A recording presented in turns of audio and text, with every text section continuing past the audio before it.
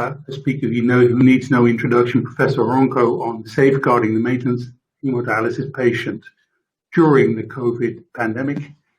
The second talk on choosing a suitable therapy, renal replacement therapy in the COVID-19 population in AKA. And finally, a colleague of mine, Dr. Lena Heylen, nephrologist in our hospital, who will describe a study she did in our hospital checking up staff on antibody screening during the initial pandemic.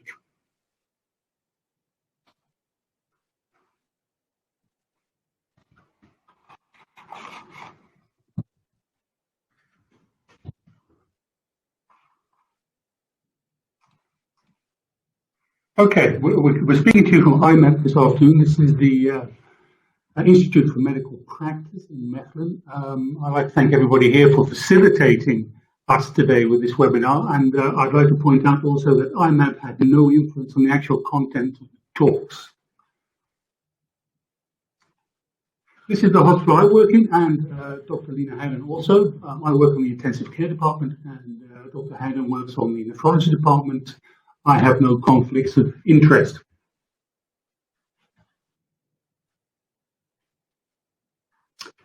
My talk will be mainly on incidence and mortality of AKI during COVID-19 and factors influencing these two. And if we start by looking back on the timeline of COVID, a lot's happened in the last 10 months. Toward the end of December, reports started coming in from China of pneumonia of unknown cause. And by the end of December 31st, China alerted the WHO it was a serious problem ongoing, probably originating in Wuhan. By the end of January, the actual virus had been identified, and by the end of February, the first epidemiological reports started coming in from our Chinese colleagues. Based on the protein which hooks onto the human cell from the virus, there was some worry about the role of the renin and the angiotensin system in infection. And I won't go into that in detail today because this is mainly about incidence. But if you now look on PubMed, which I did only yesterday, and you look up COVID-19, there's 54,000 hits. So this is all in a period of less than 10 months. So there's been an absolute upsurge in publications on COVID-19. So incidence. The incidence you see, if you look at the data, varies greatly. Anything between 0.5% and 57% in one New York study. And we can think about why these data are so conflicting. It's striking, obviously, to see such a wide range of incidents. Obviously, the patients, some of them are hospitalized and some of them are not hospitalized. Some of them have pre-existing chronic kidney injury. In some cases, there are different time frames involved after infection. And of course, the availability of a baseline serum creatinine will also play a role in whether you can actually diagnose an AKI. And of course, we can guess that epidemiological factors most definitely play a role in the incidence. And this is a meta-analysis of almost 7,000 patients, 20 articles. About 80% of the patients originated in China, the rest in Italy, the UK, and the USA. And the incidence was about 8.9%, again with a strong variance. And the actual incidence is very comparable to what we classically see in the community-acquired pneumonia. Interestingly, if you split out the patient groups in the studies between hospitalized and ICU patients, there's an absolute difference in incidence. On the left, you see hospitalized patients in total 7 studies here, with a pooled incidence of about 3%. On the right, 4 studies in the ICU setting with a far higher pooled incidence of 19%. So obviously there's a big difference there, and it obviously has something to do with the case mix. If we look at the larger studies that have come out, quite a few have come out from the New York City region. Obviously, New York City was hit hard by the pandemic, and a large number of retrospective observational studies have come out in the meantime. This one describes a population of over 3,000 COVID patients compared to about 1,200 COVID negative patients, and also compares to a historic cohort from the year before of almost 10,000 patients. Incidence, AKI incidence in the COVID positive group is 57%, which is a pretty big number. It's probably the biggest we've seen reported. The COVID negative group, 37%, and the historic group, only 25% AKI, The authors themselves attribute this, on the one hand, to probably negative testing, false negative testing in the COVID negative group, probably the shift of resources because of the size of the pandemic from the COVID negative to the COVID positive group, and because patients who would normally have come into the hospital the year before decided to stay away or decided to postpone admission to the hospital, resulting in them presenting later with a high incidence of disease. If you look at mortality and you look at the COVID population with AKI has a significant higher mortality of 34%, and the COVID population without AKI 13.4%. So that's a major difference. And again, if you look at the no COVID populations, they're both significantly lower. This is a meta-analysis. It's a larger one. A lot of the original Chinese studies are in here. 26 studies, you pulled in hospital mortality of almost 19% and an odds ratio for mortality with AKI and COVID patients of more than 13. Next question we have to ask ourselves, of course, okay, what was the role of severity of AKI and mortality? This is the second New York study I want to show you, also a retrospective cohort. Over a month, a cohort from about a month, 13 hospitals, about 5,500 patients. And you see an overall incidence of AKI at 37%, which are slightly less than half of stage 1 and slightly more than half stage 2 and 3. And total mortality is about 35%, but the mortality absolutely increases up to stage 3, where it's over 50%. You see the same thing here from the first New York study I showed you. In-hospital mortality in the AKI stage 3 group is very similar, over 50%, and renal recovery is low compared to the COVID negative and historic groups. This is a slightly more complicated one. This is a slide looking at, and a meta-analysis, amongst other things, looking at the severity of disease and the effect on mortality in AKI and COVID patients. The top group is the group with less severe patients, and patients 50%, less than 50% admitted to ICU, compared to more severe and more than 50% admitted to ICU. It's a bit of a complicated idea to look at severity. Here, some of the studies looked at CT imaging to see how badly the lungs were diseased. The Chinese studies used their own score for severity. And one of the studies used the ATS CAP guidelines for severity, but there's an obvious difference with a higher overall odds ratio for mortality in the more severe group compared to the less severe group. And here, the third New York study pretty much gives you the same results with an overall odds ratio for mortality, in this case adjusted to the factors below, of about 21 compared to 9.6 in the population overall. And in hospital mortality, 41% with 52% in the intensive care population. So actually more or less the same results in this single study compared to the meta-analysis I showed you before. Surprisingly, the regional difference, or maybe not so surprising, the Chinese studies in this meta-analysis show worse outcome with higher odds ratio for death in AKI in COVID patients compared to Europe and the USA. Undoubtedly, there are epidemiological differences, but also temporal. The whole thing started in China, of course. Despite their best efforts, they were very much overwhelmed. And I think in the meantime, we've learned quite a lot in the way we treat these patients. We've had the chance to learn from their experiences, which could be in some way be the reason that in Europe our odds ratios are slightly lower as in the US. Going back to the original New York study I showed you, there are also a number of other factors which have been identified. We're all familiar with diabetes, chronic kidney disease, chronic heart failure, the use of ACE inhibitor, and nursing home residents in this case have all been adjusted as clinical comorbidities. And if you look then at the final results, you see that male sex is a risk factor with an adjusted hazard ratio of 1.3, and older age, basically per 10 years above the 50, the adjusted hazard ratio increases pretty alarmingly to 7.6 above 80 years of age. Of course, incidence depends very much on the pathophysiology. We're acutely aware of the coagulopathy we've seen in COVID-19 patients, particularly in the ICU setting. Macrovascular disease, we've seen quite a bit deep thrombosis and pulmonary embolism. But undoubtedly, on a microvascular level, you're bound to see the same sort of thing in the glomerulus.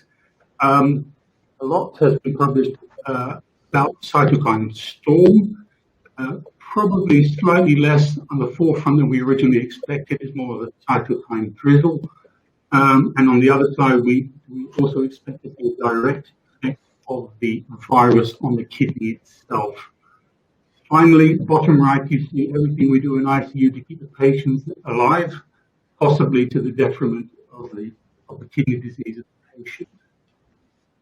Let's take a quick look at actual virus damage to the kidney. This is one small study published in The Lancet. A group from Göttingen published a group of 63 patients. Post-mortem, all died of COVID respiratory infection, and in 60% there was significant expression of SARS-CoV-2 RNA in the kidney. And the presence of this was associated with older age and higher coexisting comorbidities. Also, if you look at AKI, 72% of the patients with AKI expressed RNA, whereas only 43% in those who didn't, although this group is very small, admittedly. And surprisingly enough, if you look at the survival time from the moment COVID was diagnosed to the date of death, is significantly shorter in the patients who express RNA in their kidney biopsies. An indication, therefore, that the virus will have a direct effect both on kidney function and probably survival when it actually attacks the kidney. The final study I'd like to show you is this one from the group from Stéphane Gaudry in Paris. He's an intensivist, and he looked at ICU patients in ARDS, a total of 211. And he looked at how quickly and how severely they developed AKI within the first 7 days. 26% were in stage 3 AKI within 7 days, the median of 3 days. 54% of whom were already receiving renal replacement therapy within a week of admission. 28 days, more than 50%, again, like all the other studies, 56% in this case died, and the rest, more or less half between those who've been discharged and those who hadn't. But the large majority, over 90% of these patients, received renal replacement therapy. The conclusion from this study was that in the ICU patients, we're not talking about hospitalized patients in general patients, but ICU patients, chronic kidney disease is a predisposing factor, as is a higher BMI, higher score, which is basically the severity score, the score of severity of illness, and patients who underwent higher PEEP, in other words, patients who were ventilated more aggressively were more likely to develop stage 3 kidney injury. Vasopressor therapy is also an indirect marker for severity of disease. In conclusion, there's a huge variance in incidence of AKI in COVID, probably comparable in general to community-acquired pneumonia. Undoubtedly, it's a reflection of case mix based on characteristics, COVID severity, and also probably regional issues. Mortality in COVID with patients with AKI is significantly higher than those in COVID without AKI. And if you do the same comparison with AKI patients with COVID or without COVID, again, the COVID patient score is higher. Increase in mortality increases the severity of AKI. Male and older patients are more prone to AKI in hospitalized patients in general, and in the ICU, as I just showed you, chronic kidney disease, BMI and severity of disease have an important role to play. In the long term, we can't be quite sure how people will recover from COVID-19 AKI. We're starting to get first reports on this, but we're not quite sure whether it differs from normal AKI. This is my talk to here. Thank you very much. If there's any questions, you can always mail me. And I'd like to hand over now to Professor Ronco for his first talk. Thank you very much.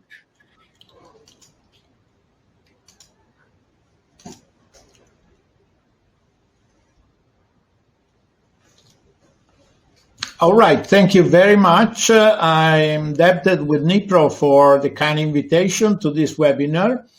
And I would like to stress the point that we learned the fact that COVID-19 patients may show up with asymptomatic, mild symptoms or severe symptoms, leading to the possibility that there is extreme heterogeneity of the population that we're dealing with.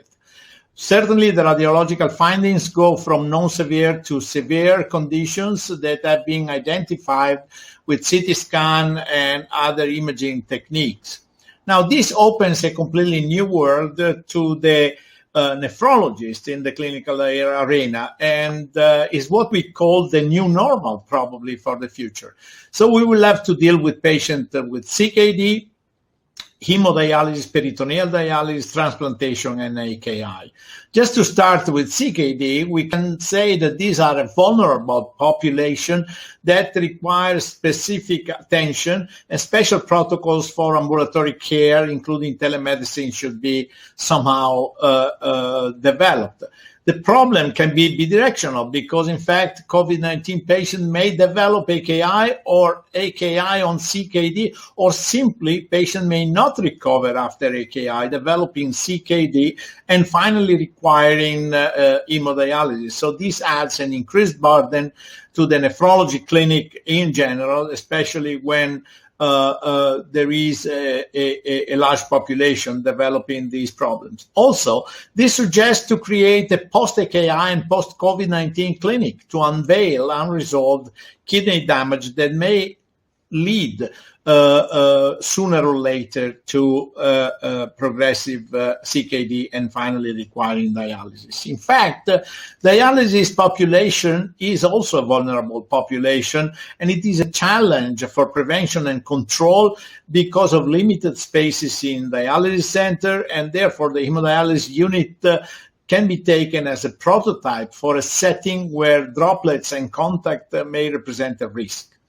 Hundreds of patients in Lombardy have been diagnosed with COVID-19, and two of the largest renal units in Milan tried to reduce the exposure and contamination. This led to shortening treatment time and making more shifts, which, however, resulted in shortage of positions, dialysis station, machines, and also technicians and nurses. And peritoneal dialysis was relatively spared, somehow highlighting the importance of this type of technique. So dialysis units are considered generally non-COVID units, but we should work to maintain safe the hemodialysis population. And this may lead, as I said before, to shortage of dialysis technicians, stations, and machines. In order to prevent that, we have developed a strategy, an algorithm that has been published in Blood Purification, so you can go back and look at this, whether patients are on suspicion for COVID-19 at home, in dialysis day or non-dialysis day, whether they are suspicion on arrival, or they are suspected to have COVID-19 while hospitalized.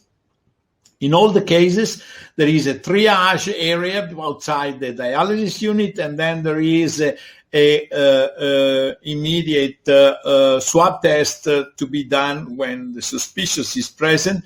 And finally, patient may exit into an ambulatory pathway, staying at home, but requiring separate transportation and separate areas in the dialysis session.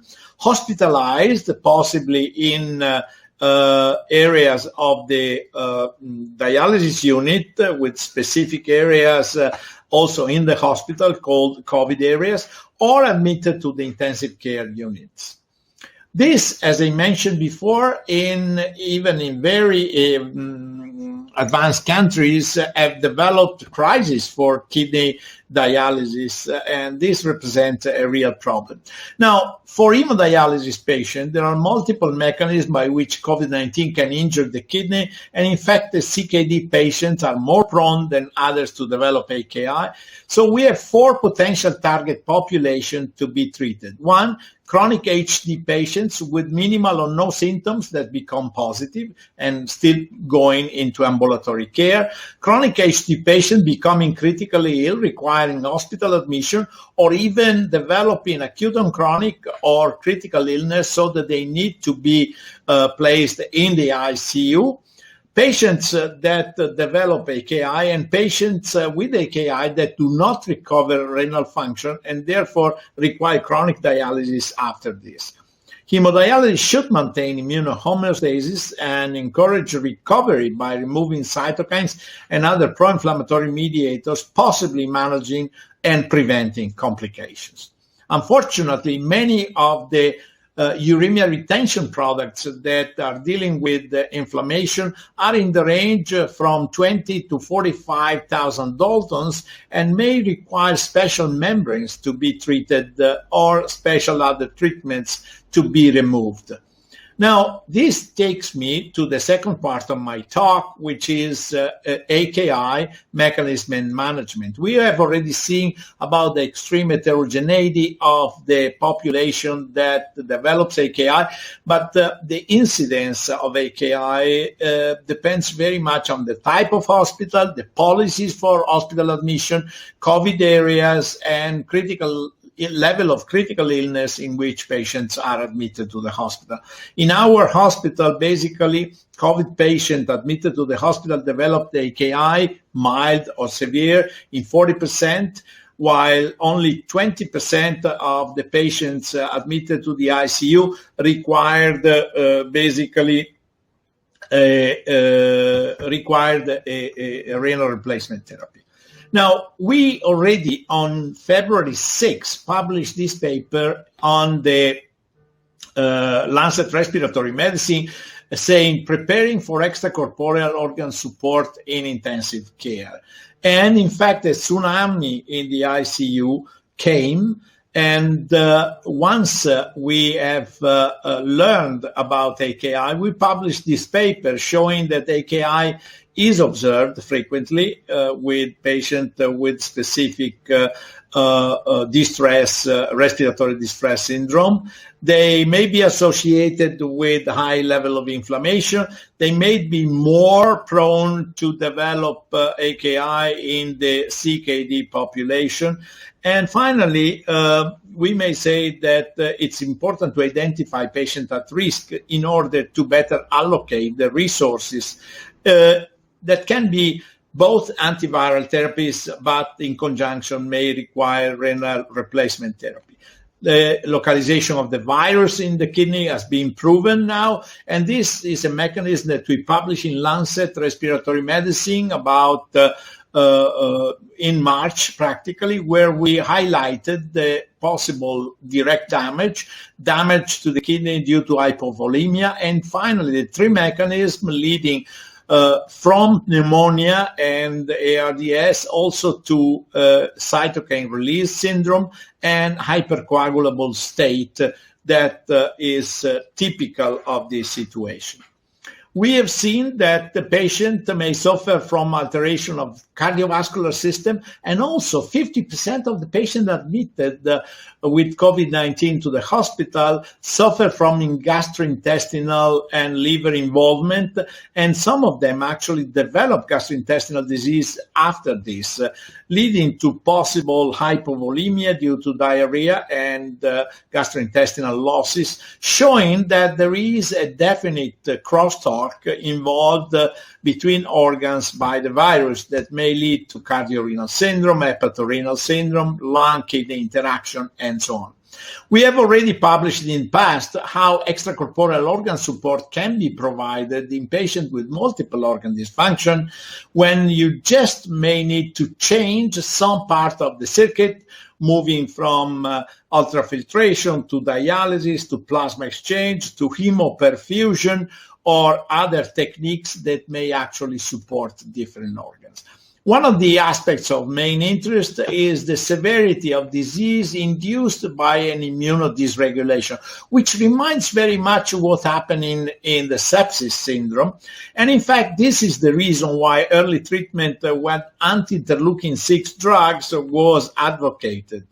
Of course, in this patient, we might also look for other options.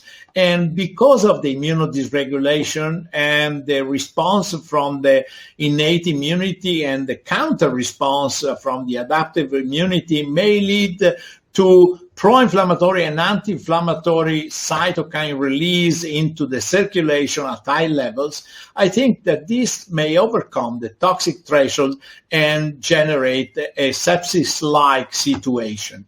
So blocking one mediator may not be just logical. The idea could be actually to provide a shield for several of these mediators. And that's why we publish in Nature Review Nephrology this paper where we advocate the use and the rationale for extracorporeal therapies, leading to the possibility of cytokine removal in subjects with cytokine release syndrome and hemophagocytic syndrome, leading to the protection from organ crosstalk using different type of extracorporeal circuits and membranes to provide removal of specific solutes, as in the case of rhabdomyolysis, or simply providing organ support in case of AKI, and finally leading to the protection from systemic effect that go from positive fluid balance to endothelial damage and shock, rhabdomyolysis, presence of endotoxin.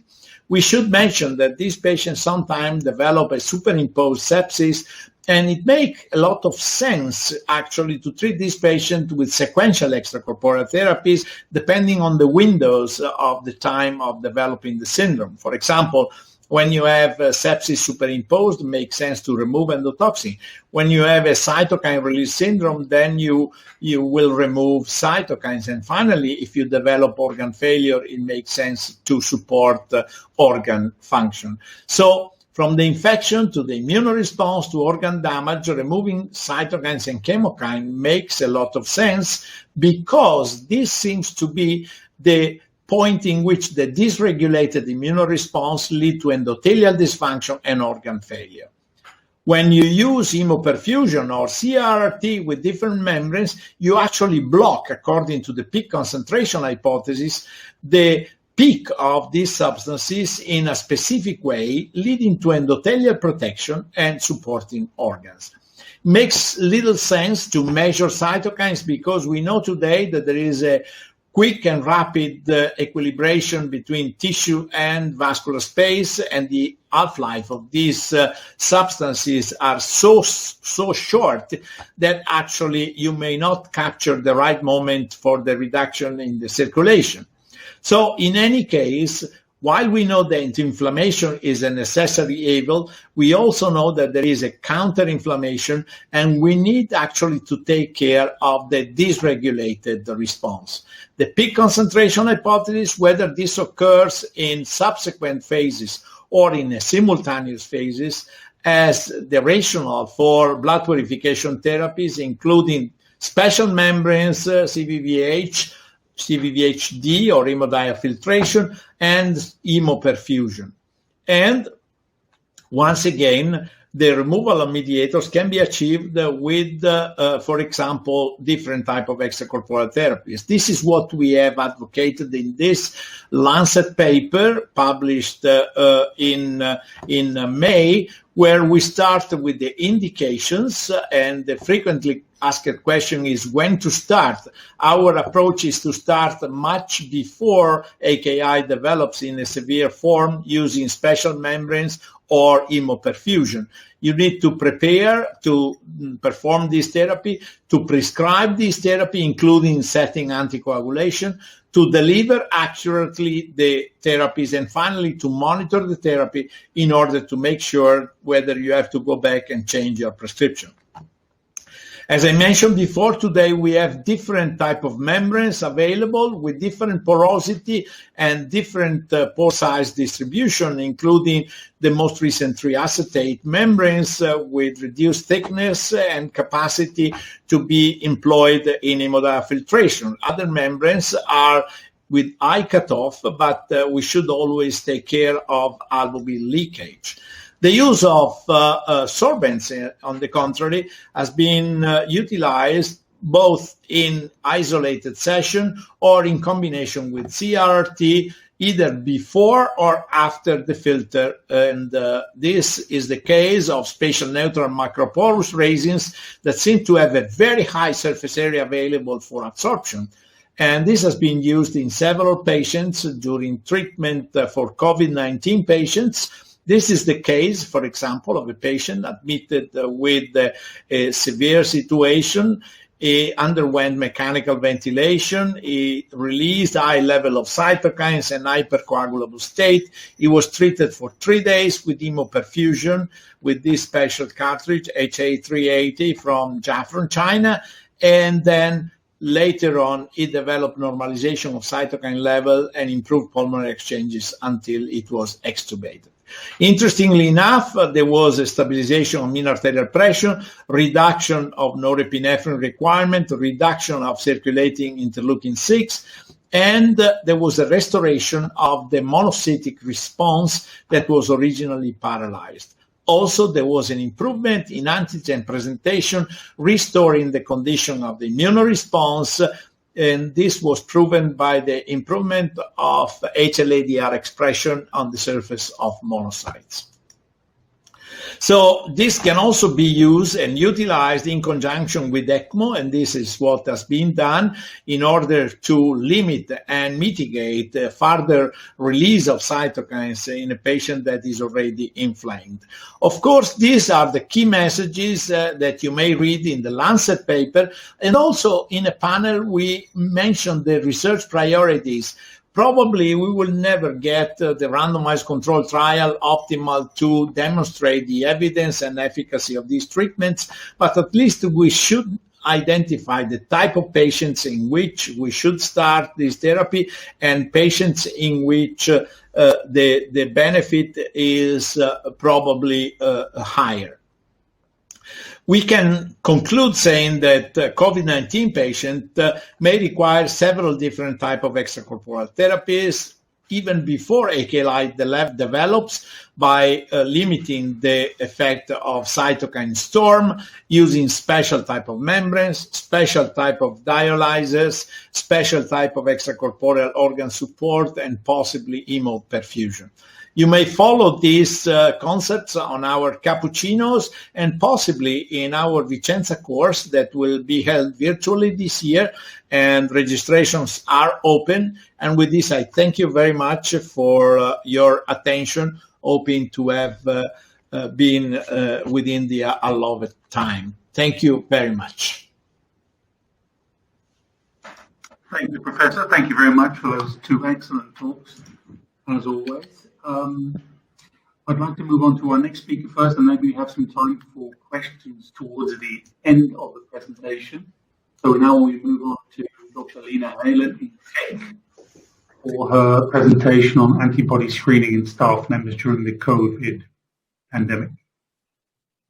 Yes, good evening, and thank you very much for the invitation, and thank you all for listening this evening. We published a study where we performed SARS-CoV-2 antibody screening in a hospital-wide in our center. And this was published earlier this year in the JAMA. So healthcare workers are at the front line in this pandemic and face a potential increased risk of infection. And one of the tragic examples of this is this doctor. He was one of the first doctors in Wuhan who noticed a SARS-like infection among patients, and he got infected himself with SARS-CoV-2 and died at the age of 32 years old. And so indeed, the earlier reports on COVID-19 included a lot of healthcare workers. So one of the first publications in the New England in March were more than 400 cases from Wuhan, and up to 7% of cases were healthcare workers. In Italy, from March 16, 27,000 cases, and 9% were healthcare workers. And this graph is from the United States. It's from a CDC report where they had up to 19% of cases were healthcare workers. But probably that's an overestimation since they didn't have job description of all cases. But it demonstrates that healthcare workers have an increased vulnerability in this pandemic, and it makes PPE, of course, crucial. PPE is crucial to protect healthcare workers and as such also their associated families.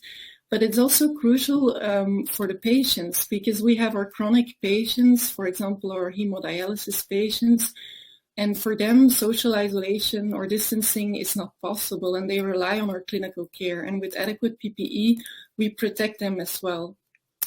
So what was the situation in Belgium? Belgium was hit very severely in the beginning of the pandemic. The graph to the left is the total amount of cases before we did our sero survey, and to the right it is the rates per million people. And you see for such a small country, we had a very high rate of infection.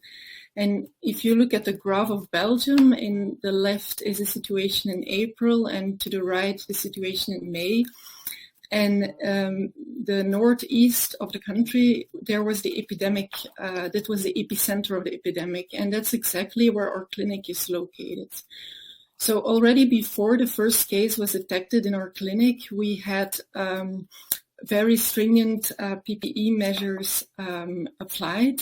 So already before, there was a complete separate entrance, a complete separate different emergency ward built next to the normal emergency department that was used for patients with suspected COVID-19 or respiratory symptoms to really have these separate patient flows. And the staff restaurant was closed, and the turnaround time for the PCR testing was 3 up to maximum 8 hours at that time, with contact tracing for coworkers who would test positive. The first case in our clinic was on March 13, and at that day it was decided that everyone had to wear surgical masks for clinical care. All routine, non-urgent patient care was cancelled. Visitors were not allowed in the clinic anymore, and we had separate COVID-19 wards, intensive care department, and operating rooms. So the epidemic was really large here. We had several cases admitted, and in the beginning of April, it was decided that everyone in the clinic, so not only staff members who had contact with patients, but everyone should wear a mask, so also administrative, technical staff.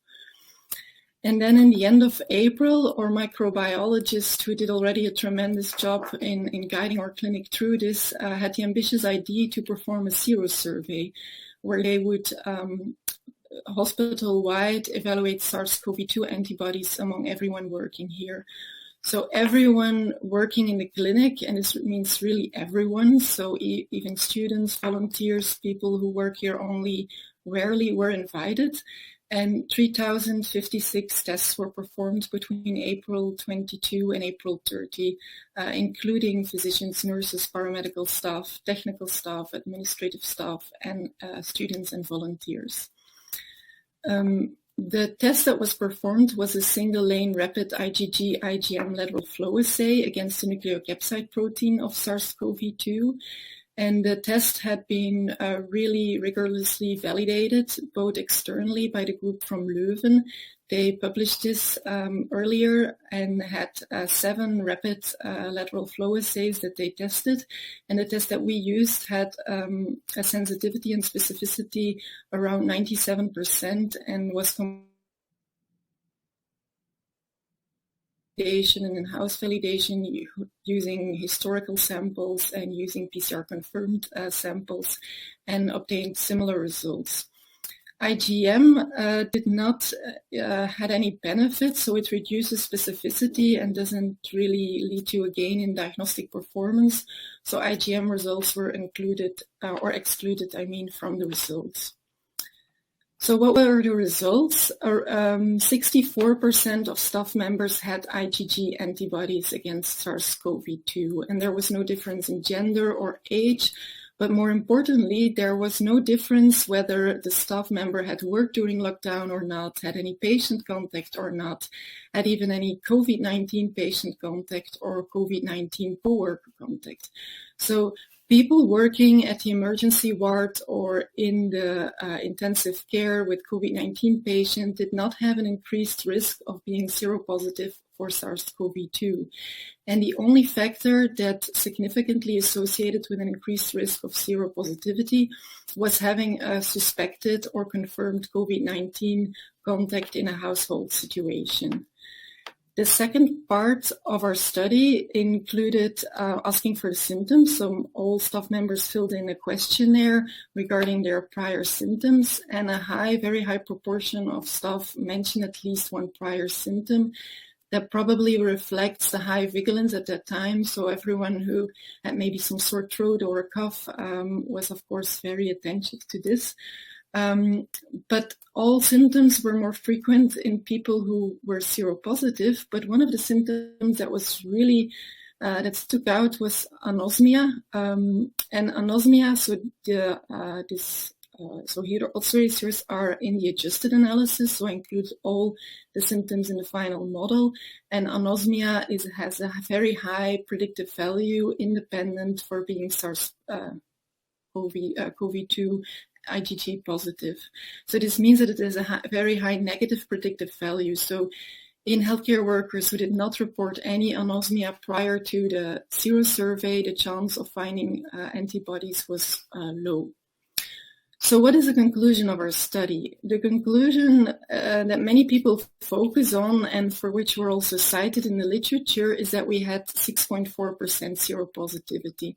And if you compare this to other studies that were published afterwards, you have this range from 1.6% in Germany up to 19% in Sweden. And this probably all reflects the community seropositivity level or the seroprevalence. Indeed, in Belgium, in mid-April, the seroprevalence was around 4.3%. And since we were in the epicenter and since the staff members were mainly below 65 years of age, the seropositivity was probably around 6.6 to 7% in our community. And the same is true for these countries and regions. So how does this then compare to So what is the actual conclusion of our study? The actual conclusion is that PPE works, that we could not find the risk factors of working at a COVID-19 unit. It was the COVID-19 contact in a household situation that increased the risk of seropositivity. And this was a really strong conclusion. And how can we then compare this to previous studies? So indeed, the earlier studies demonstrated a significant amount of healthcare workers among COVID-19 cases. This is a really large observational prospective study of people that fill in an app. So around 3 million people around the UK and the United States were asked to fill in an app every week about their COVID or possible COVID-19 symptoms and whether they had done a test, and this test became positive. And then you see that the healthcare workers, the rate of positive tests is much higher than for the general community. And this is also true when you look at the hazard ratio. It's very high. But when they corrected this for the fact that probably healthcare workers are more tested frequently, then still there's a significantly increased risk. So how to compare this with our study? In the beginning of the pandemic, when we didn't know much about the virus, the PPE guidelines were actually only valid when we were directly caring for COVID-19 patients. So when you were involved in clinical care for other patients, no PPE was required at that time. And the problem with this approach is that it neglects the pre-symptomatic and asymptomatic transmission that is possible. So this is a study from Nature Medicine to the left, where they did a kind of modeling of index and secondary cases, and they estimated that 44% of secondary cases are probably infected in the index case pre-symptomatic stage. And a second problem is that some patients are asymptomatic, or many patients maybe, and there are some letters to the New England and to the JAMA where cases are described of asymptomatic transmission. And here in the study in Nature Medicine, people looked at asymptomatic cases, so confirmed COVID-19, but asymptomatic.